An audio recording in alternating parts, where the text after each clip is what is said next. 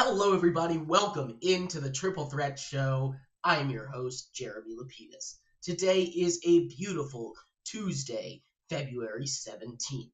We have a big show for you. We had a little bit of a day off yesterday for President's Day. Hope everybody enjoyed their holiday. Hope everybody had a great NBA All-Star weekend. We are going to talk about that game because that game was insane. Everything the NBA wanted it to be and more. We will go over it. Some housekeeping. I'm sure you can hear it. I'm a little bit sick. I apologize. Show must go on, though. We continue our talk. We talk about the NBA All-Star Game. We will continue to break that down. How good of a game was it? The NFL franchise tag deadline is today as well. We will break down that deadline, talk about who might get tagged and who will not get tagged, some of the big questions as far as bigger free agents go. We will then transition over to the Olympics as there is just under a week now to go. It ends on the 22nd. We'll keep you updated on the medal count and everything going on there, as well as the Dolphins fire sale from yesterday, releasing Bradley Chubb, releasing Tyreek Hill, and more. We will talk about that as well. But I would like to get started with what I think is the big story of the day. The big story of the day being, well, I guess the big story of the weekend being the All-Star game, because that All-Star game was phenomenal. It was everything the NBA needed it to be and more. It was everything the NBA needed the All-Star game to be. Look, you want to talk about a success, that was it. And it was led by the players. I don't care about the format. I enjoyed the format simply because the players cared. We talked about this, I think, most recently. The last good All-Star game was in 2021 or 2020, whenever they first did the Elam ending. They changed the format. The players got into it. Steph Curry went off, trade blow for blow with Dame hitting from three. Dame Lillard, shout out, wins another three-point contest. Impressive. Didn't think he was going to play at all this season. He still isn't, but shout out to him for being healthy enough to go and compete and win the three-point contest. But this was the most competitive All-Star game we have seen since the Elam ending. And it was kind of the exact opposite of the Elam ending, if you think about it. The Elam ending had a really competitive end to the game, and the rest of it, people were just loafing around. The last quarter of this one was not competitive at all, or I should say the fourth game of this one was not competitive at all. But the other three games were. We saw overtime and two game winners in this one. And what everyone was saying, what Anthony Edwards was saying, what everyone was crediting, Victor Wembanyama. Victor Wembanyama gets the big credit here, because it's not going to be the onus of the NBA to fix the All-Star game. It's not going to be the onus of the NFL to fix the All-Star game, of the NHL to fix the All-Star game, of the MLB to fix their All-Star game, right? It's not going to be on the league to fix the All-Star game. They can play with the format as much as they want. They can mess with things. They can change the game. They can have them play tag instead of football. They can have them play dodgeball instead of basketball. They can have them play tennis instead of baseball if they wanted to. But it's not going to be the league that determines how successful it is. It's going to be the players. The players are the most important thing. As long as the players are trying, and we've seen this now in the last couple of All-Star Smash successes, right? These country representation things. The Four Nations Cup was the first one that really did it. And the only reason that one was so entertaining, was so compelling, is because the players were trying, right? The players went out there and they played their hardest. They got into it. There were fights. There were heated moments between these two countries. And now you look at a game of basketball where the biggest issue has been lack of player effort. You can say that about literally every single thing you could possibly complain about in the All-Star game. Let's start off with the game. Why has it been bad? Because the players aren't playing defense, because they're not trying, because they're chucking it up from half court, because it's not real basketball. Check that up to the players not trying. How about the dunk contest? Why has it been so bad? Because none of the players want to participate in it. And even now, the players still don't want to participate in it. The three-point contest. Why has it struggled? Because the players don't really want to participate in it. Again, we're seeing now players start to participate in the three-point contest again. Why has the skill showdown sucked? because there was the famous example of the Spurs just a season ago, where they, instead of trying to win the event, instead of trying to play the spirit of the event, we're trying to win the event, which I give them props for. But it went against the spirit of the game a little bit, right? You can say that about anything, but specifically about the game, it takes one person to set the tone. It takes one person to go out there and say, guys, we're playing basketball tonight. And that is exactly what Victor Wembanyama did. And this is an excellent sign for the future of the NBA. People always want to complain about the NBA all the time, how the players are this, the players are that, the league is this, the league is that. With Wemby as one of the faces of the league going forward, his competitive drive, his competitive spirit, that is what is going to drive this league to new heights. You need these guys that are going to give their all every single time they're out there on the court. That is what it means to be an NBA player. That is what it means to play professional sports. That is what it means to go out there and represent the best of the best. Represent your nation, represent your family, represent your team, represent yourself, honestly. You don't want to put yourself in a position where there's a bad performance out there, where there's a tape of you where you know you're not trying and you get embarrassed because other people are trying. And that is exactly what Wemby did. He set the tone early, dunked over a guy, set the tone early with a bunch of blocks on defenses. And because of that, it led to Anthony Edwards lighting a fire under his teammate, Jaren Durant going out and getting some big dunks, right? These guys that are leading the charge, leading the effort, are there because Wemby set the example. You need that guy. You need the catalyst. Everything in the world is going to be, is this socially acceptable, especially one where it doesn't matter. You understand that if you've played in gym class, right? In high school. Was it socially acceptable to go 100%? Maybe sometimes. Probably not most of the time. So you didn't go 100%, right? Is it socially acceptable when you're playing casual any sport. When you're playing pickup basketball with just a bunch of guys that are trying to have fun, to start, fouling all over the place. I mean, it depends how competitive it is, but once one person does that, it sets the tone for everyone else. Once one person says, all right, this is how it's going to be, it starts a chain reaction of another person saying, all right, I guess we're going hard then. And that's exactly what happened on the court. That's exactly what happened at the All-Star game. Victor Wembanyama set the tone. Otherwise, it would have been the same as any other thing. So I'm not here to praise the league. I'm not here to praise Adam Silver. I'm not here to praise anybody but Victor Wembanyama specifically and the rest of the players that went out there on the court. They set the tone. That is how All-Star games are successful. It's not a gimmick.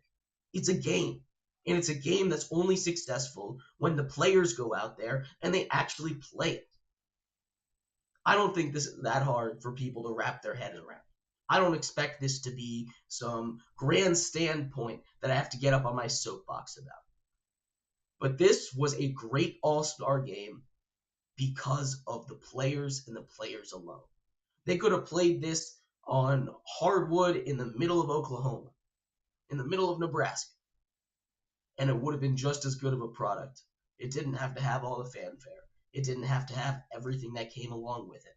But it did because it's the NBA and the All-Star game, which made it even bigger. This was a very successful weekend for the NBA, and all of the credit goes to those players. Those young players especially that helped set the tone. That is going to be huge going forward because now the NBA has a chance to be a league that is not a joke when it comes to the All-Star game. Is not one that just gets turned off immediately as an afterthought. Because honestly, it was. I almost didn't watch this All-Star game because of how underwhelmed I was expecting to be. But the players went out there and they played. So all the credit in the world to them. That is exactly what we needed them to do and exactly what they went out and did. We again have seen this in the past before. So I don't want to crown them too hard because I want to give them a chance to show me that they can do it 2 years in a row. Because like I said, there was a lot of real excitement, similar excitement, when the Elam ending first got introduced to fix the All-Star game. And it worked for one season, and then all of a sudden the players didn't care anymore. Right? All of a sudden the players didn't care anymore. I need to see this a couple years in a row. I need to see the young guys leading the charge a couple years in a row. I need to see these guys going out and playing hard a couple years in a row before I say anything about this being a format change that did it. Right now, it's just the players. But I do want to give some more shout outs because we've shouted out Anthony Edwards, MVP of the game. We've shouted out Victor Wembanyama, who was visibly upset after losing both of those games. I want to shout out Kawhi Leonard. Kawhi Leonard was a snub. He got in as an alternate. He should have been in, probably even as a starter, honestly, with the way that he was playing this year. And he showed up and he showed out for the old guys. 31 points. Only missed 2 shots in their first game in 12 minutes. That's a quarter of basketball. He dropped 31 points in. That is an incredible season. Excuse me, not a season, an incredible game from one Kawhi Leonard, and that's exactly what we wanted to see. Again, it's not the format that did this. It's not suddenly that Kawhi said, oh, we only have to play for 12 minutes. I'll go give you my 12 best minutes. This is because the players decided to play hard and set the tone. That is what we wanted to see, and that is exactly what we got out of them. That is exactly what we need. More effort makes a better game every single time. Again, this could be 6 players at a time on the floor. This could be whatever wacky, crazy format you want. As long as the players care, as long as they give a damn, the All-Star game is going to be successful. And that is what we saw this weekend. That is what we saw really throughout the entirety of the last year with the NHL format. And that is the lesson that we should take away from this. Not the format, not Adam Silver, not whatever crazy drama went off the court, but that as long as players care, as long as they try, All-Star games still have a chance to be alive in the modern sports era. Those are my thoughts. I'd love to hear your thoughts on any of this. We're going to take a quick break. When we return, we turn our attention to the NFL. The tag deadline has started today. They can officially tag all 32 NFL teams. Can use their franchise or transition tags this year. We will bring May Rob onto the show. He will help us out to talk everything about the franchise tag. I'll give him a list. He'll say yes or no. That's coming up next here on the Triple Threat Show.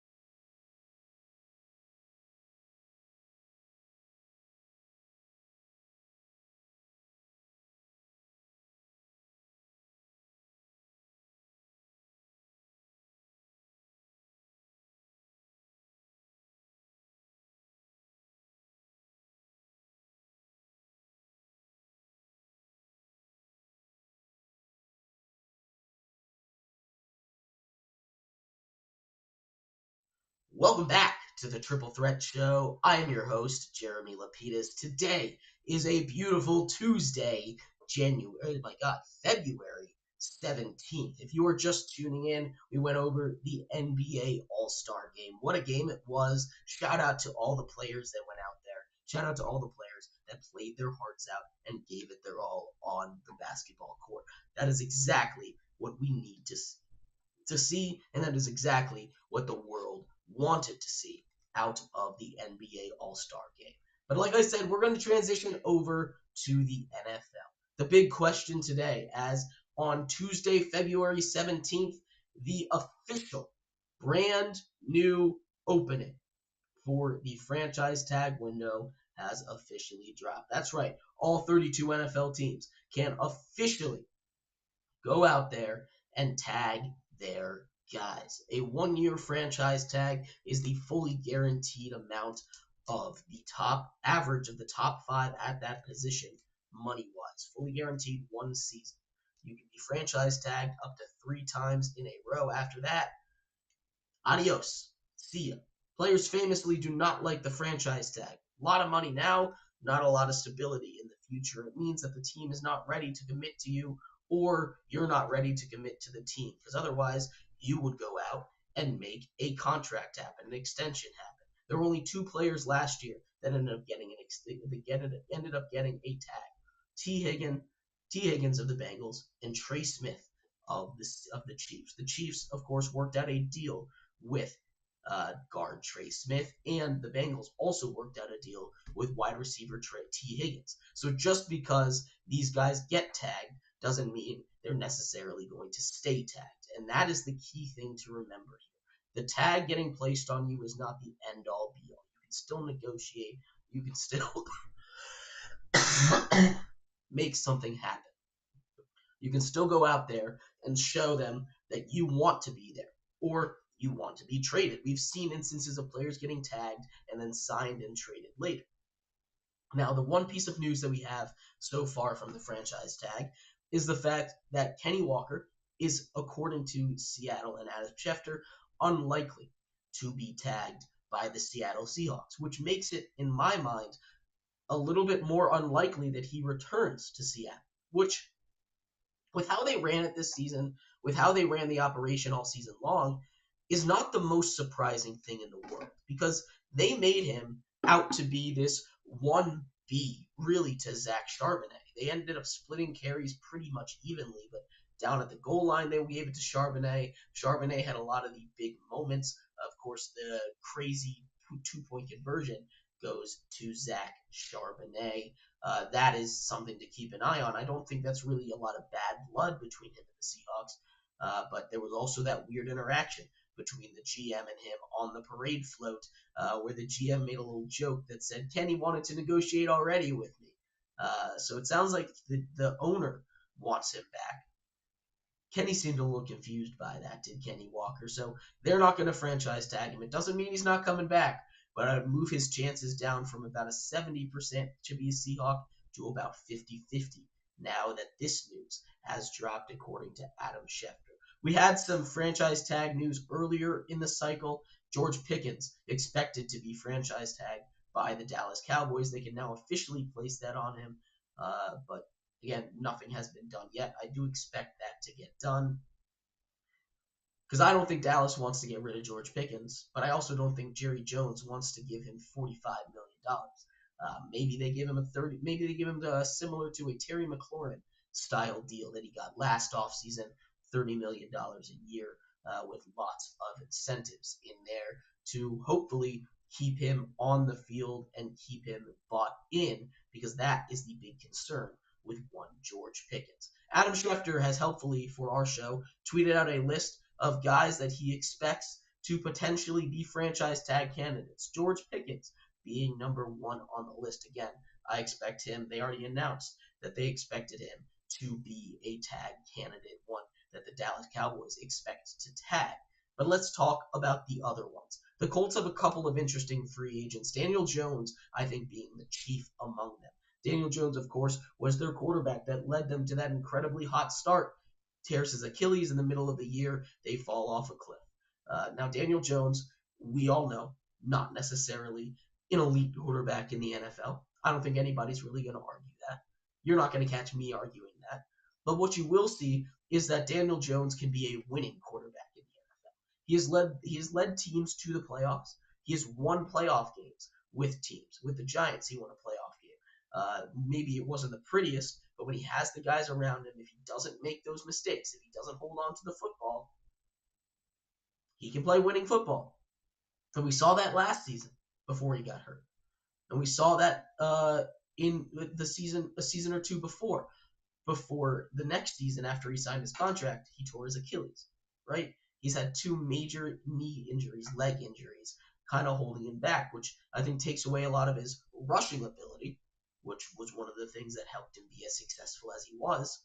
But that's not the only thing, right? There's other things. He's a smart quarterback. He's got a good arm. He's got to trust his weapons. He's got to trust his offensive line, which he did not trust in New York. But in Indianapolis, he definitely seems like he's trusting that a little bit more. Daniel Jones, because he's injured, I expect to probably get the tag. But I do think he'll be back with the Colts either way. Maybe on a shorter term deal, like a 2 or a 3 year deal for Daniel Jones, worth about 90 million, around a Baker Mayfield kind of money, which is probably where he should be as a quarterback that's not elite, but definitely is not going to be a mistake of a signing if you give him moderate money. I think that's the big deal. If you give him $50 million, it's a huge mistake. But if you give Daniel Jones $30 million, if you give Daniel Jones $35 million a year, sure. That's just the quarterback tax right there. I'm completely fine with that. Kyle Pitts, another guy that I think is a really interesting name to keep an eye out on.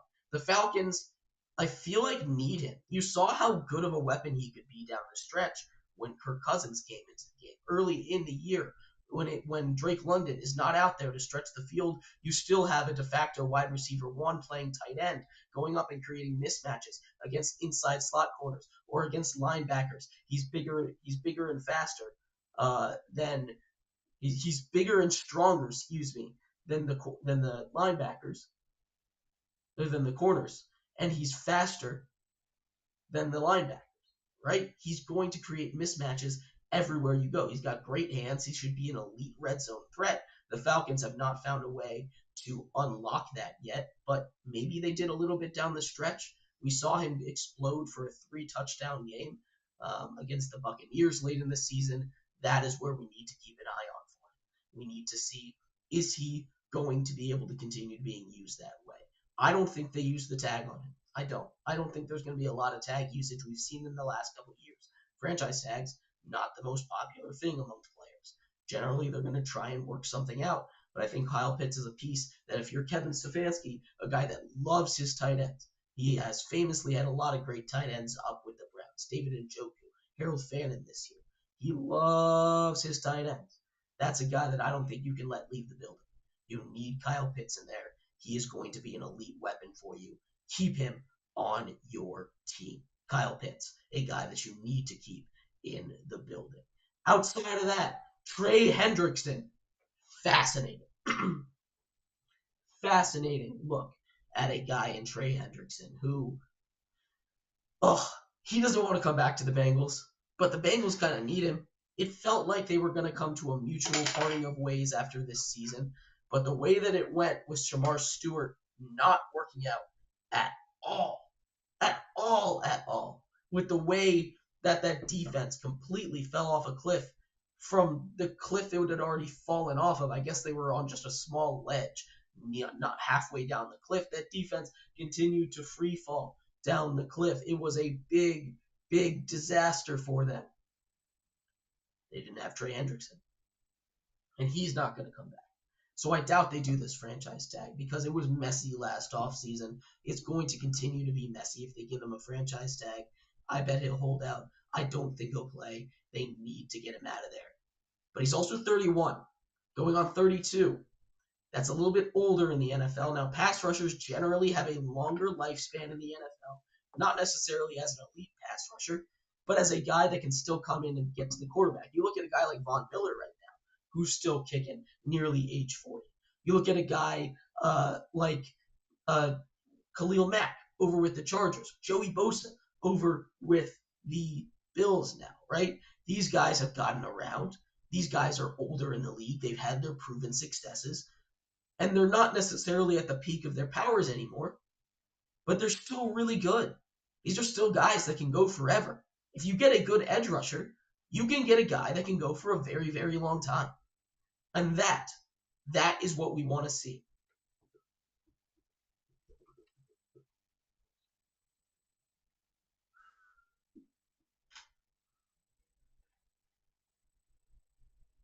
Hold on. Technical difficulties.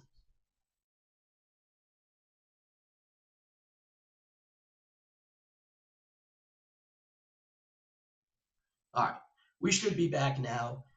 Let's take a look. Again, let's continue taking a look at these franchise tag lists because these lists are what we need to keep our eye on as that show has officially as that deadline has officially come here, where they can now start.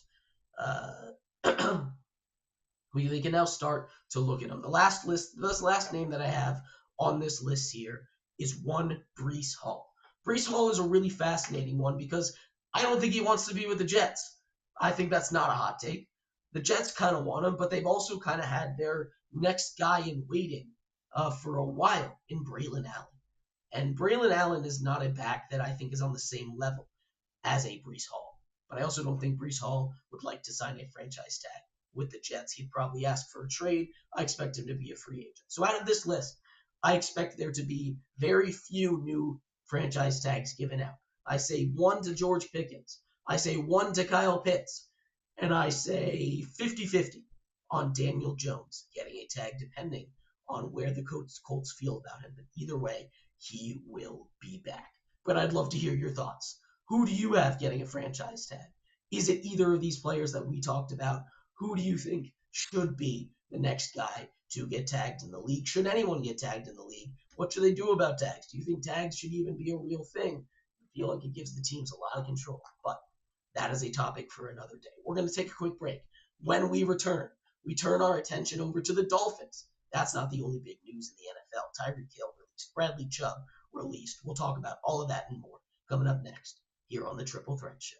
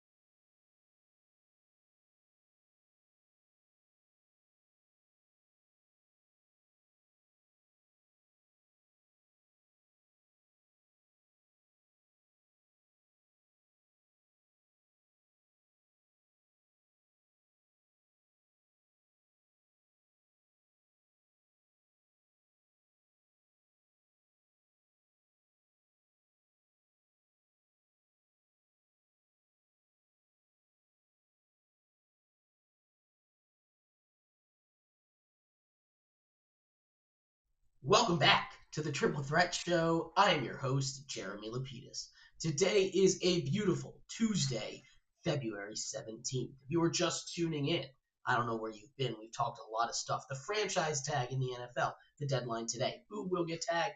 Who will get passed up on? Who in the NBA should get credit for a very, very well done all-Star game. We talked about that as well. If you want to find more of our stuff everywhere, you can do it all over the internet, wherever you get your podcasts. That's Spotify, Apple Podcasts, iHeartRadio, Audible, Amazon Podcasts, and more. We are everywhere. You can also find us on YouTube at Triple Threat Show, Twitch at 3 Threat Show, Instagram at 3 Threat Show _ and on TikTok at _triple threat show. We have a lot to continue talking about in the NFL. As the other big news from the day, the Dolphins are done. We all kind of knew that the Dolphins were done. At the beginning of the end was signaled when they benched Tua, when they fired their head coach and Mike McDaniel, when they moved on from their GM in the middle of the season, when everything was pointing to demise of this Dolphins run. One that had such high highs, so many points in a game with Tua Tagovailoa against the Broncos. Since that moment, both of those teams have gone in complete opposite directions. The Broncos up and the Dolphins all the way down. But that is not the only thing to talk about here because the fire sale has begun. We all knew it was going to happen. In a cap-cutting move, the Dolphins have moved off of four pieces, two major pieces. Wide receiver Tyreek Hill, the headliner of the bunch, joined by outside linebacker Bradley Chubb, a top 5 pick in his respective draft class, offensive lineman James Daniels, and wide receiver Nick Westbrook-Ikhine, all cut. That saves over $56 million in cap space for next year, which is enough to just hold on to Tua. Crazy. The cap is reportedly going to go up to nearly $300 million. 301 is the expected number. We'll get the official numbers before free agency begins. But a lot to unpack here as the Dolphins move off of guys. The big question, obviously, where do some of these guys land? We'll start with Tyreek Hill because he's the most fascinating one. 32 years old. Tyreek Hill wanted out of Miami, I think pretty obviously. Tyreek Hill now gets his wish. No longer in Miami, but he's coming off of a devastating knee injury, a devastating leg injury, one where it simply went the wrong direction. He's probably not going to be able to play this season, at least for the first half. So what team is willing to take on an old wide receiver that's going to want a lot of money, that is coming off of a major injury, that is not a great locker room teammate to have? That's a lot of red flags right there. That's 4 red flags. It's too many red flags, in my opinion at least. He is a great wide receiver, but he clearly has taken a step back since his near 2,000-yard season a couple years ago. Now, is that a function of his quarterback? Maybe a little bit. But is that a function of him? Absolutely it is. He doesn't have that same game-breaking speed that he used to have. Nagging injuries, big injuries like this one, have taken a toll, and also just simply getting older. It happens. Speedsters can't be speedsters forever. You're not going to be a speedster when you're 90 years old. Even if you stay in elite shape, you're not going to be able to run as fast as you did when you were 20. You're not going to be able to run as fast as you did when you were 25. And this is not as drastic as a 90-year-old versus a 25-year-old, right? But still, in a league where you are getting the best of the best and athletics keep improving year over year over year at an exponential rate, you're going to get left in the dust when you used to leave people in the dust. And that is what Tyreek Hill is dealing with right now. Now, he'll find a landing spot. He'll land on his feet. He's too intriguing of a talent not to land on his feet right now. There are plenty of teams that I'm sure are loving the ability to go out and get him for cheap.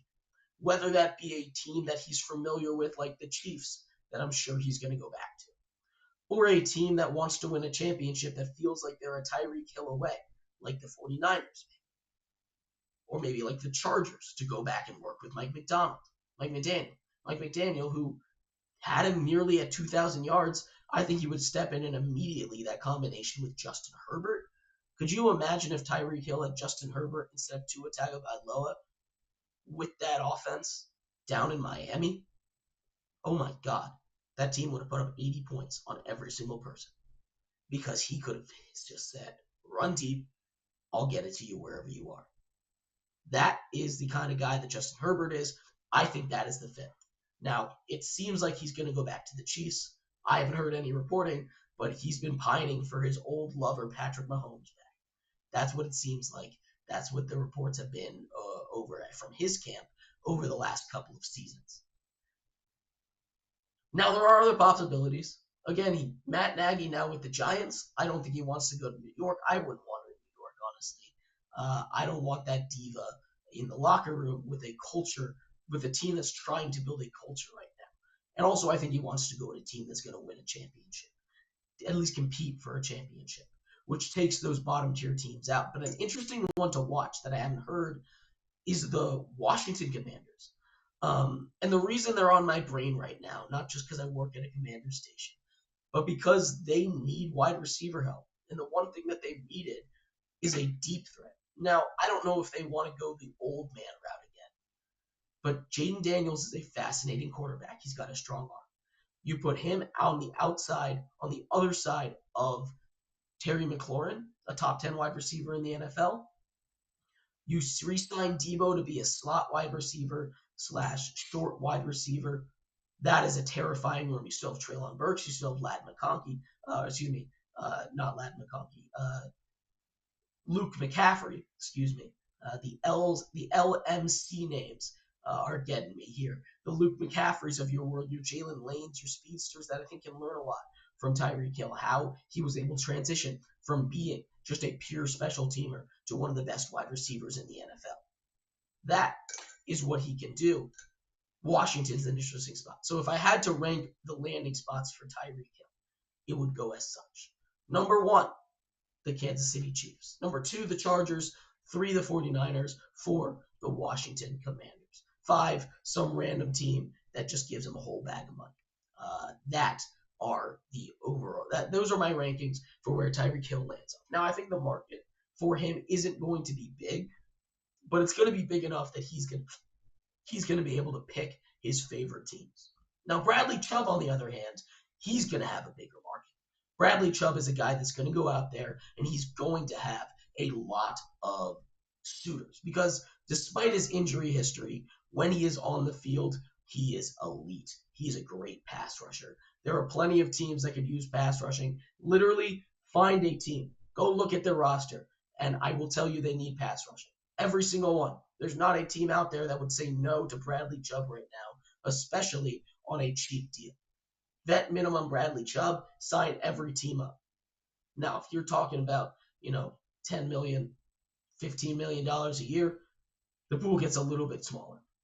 But that doesn't mean it's non-existent. We were just talking about how older pass rushers still have juice left in the tank. There's going to be plenty of teams that are interested. The Bengals, they need defense. They're going to need to replace Trey Hendrickson.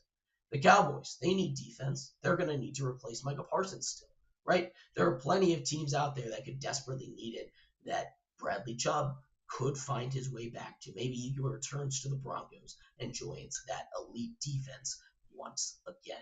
There are plenty of things to like about this Dolphins team. They're clearly entering a rebuild, which means Jeff Hafley should, quotes on should, have time to build this team in his image. We will see how it goes.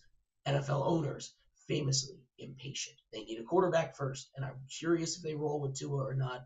I'd expect that be the next decision that the Dolphins make.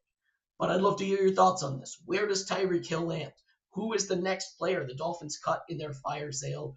What is going on in Miami at that football team?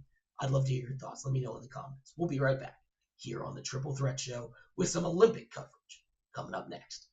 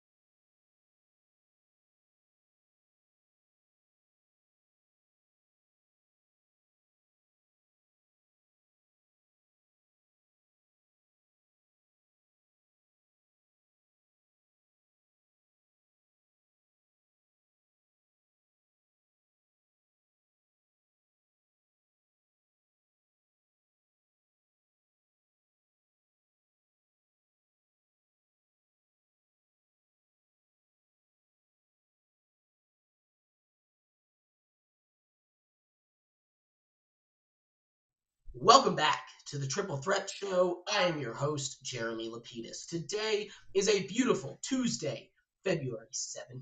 If you are just tuning in, we just finished going over the Dolphins fire sale, reportedly from Adam Ferris.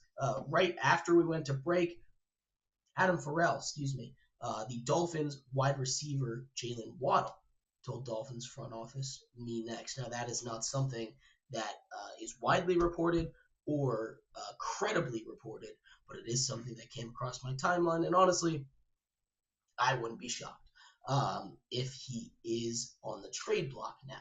But let's keep an eye on the Olympics as they are here less than a week to go now. Let's take a look at the medal table. The United States sits firmly in third place by every single metric.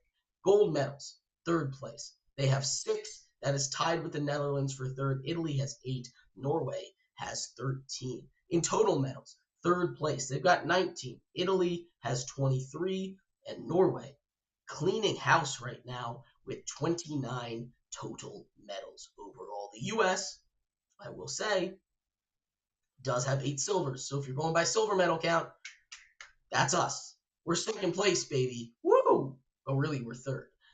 But let's take a look at some of the big events today. There is going to be some weather delays in the Olympics, which is crazy that they are delaying snowboarding for snow. Now, I understand you want the course to be clear, you want the course to be safe, but I just think it's a funny statement that snowboarding has been postponed today, as the women's slope style was scheduled to run, but it's been postponed because of weather conditions, including snow, up on the mountains. But let's talk about what's live right now. Right now, the biathlon men's relay is live. France currently in the lead, Norway in second, Sweden in third place right now. The U.S. sits in 5th place currently with a time. They sat in 5th place in this one. It looks like it's just gone final, as France takes first, Norway takes second, Sweden takes third, Germany fourth, and the U.S. takes 5th place in the men's relay final. Shout out to France. Congratulations on getting yet another medal. The bobsled is today. The 2-man final 2 heats, including the medal rounds, air at 1 p.m. and 3:05 would be the medal round tonight, as the U.S. continue to look for another medal in bobsled. They got one earlier this week. They look to grab another. Curling continues with the women's and men's prelim tournaments. Live right now, the U.S. women are up 6-3 on Denmark. They should be finishing that one up soon. On the men's side, the U.S. plays Italy at 1:05 in curling today. They also lost to China 8-5 earlier this afternoon. Moving on to figure skating, there is the women's singles qualifier at 12:45 today. That's not a medal round, but always good to watch some figure skating out there. Unfortunate, as the U.S. was not able to clean up after a couple of blunders in the final round with the men's free skate. Skiing today postponed again because of the snow. Now, there are a couple of things that will run. The Big Air is not up on the mountains, so that one's good to go. That'll run at about 1:30 today. And freestyle skiing, the final run for the air, the medal rounds, will run at about 2:15 this afternoon on East Coast time. The men's hockey tournament officially reaches its elimination rounds today. The U.S. gets a bye. They were the number 1 overall seed. They will play the winner of Czechia versus Denmark, I believe, at 10:40 today. The other games have already been completed. Switzerland shut out Italy 3-0, and Germany beats France 5-1. Sweden plays Latvia today at 3:10 as well. In Nordic combined, we saw Norway take another gold medal. Austria gets second, Finland third. The U.S. did not place very high on here. Their highest place, 13th in this event. Snowboarding, we talked about being postponed already, but speed skating is the one to watch today. The team pursuit. The U.S. is in the bronze medal event for the women's. They take on Japan in about 40 minutes here, and in the men's side, they're in the gold medal event against Italy. That one will take place in about 25 minutes here. So keep an eye out. The Olympics continue to rock. The 22nd is the final day of the Olympics. We are coming up on the end of it. Just 5 more days to go before we are done with the Winter Olympics. It's been a great Olympics. It really has. This has been one of the more entertaining ones we've seen in a while. I think the last couple of Winter Olympics were bogged down from the COVID fatigue, from everything going on. But this Olympics has been fantastic. The United States looks to add to their medal count, currently sitting at 19.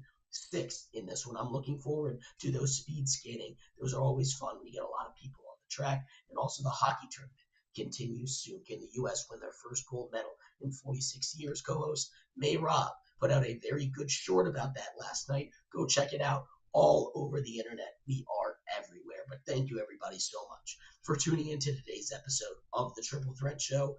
I have been your host, Jeremy Lapidus. We will be back tomorrow talking everything happening around the world of sports. Olympic recap. We will talk about a 32-man, 32-team mock draft that is coming up tomorrow. I cannot wait to see you then.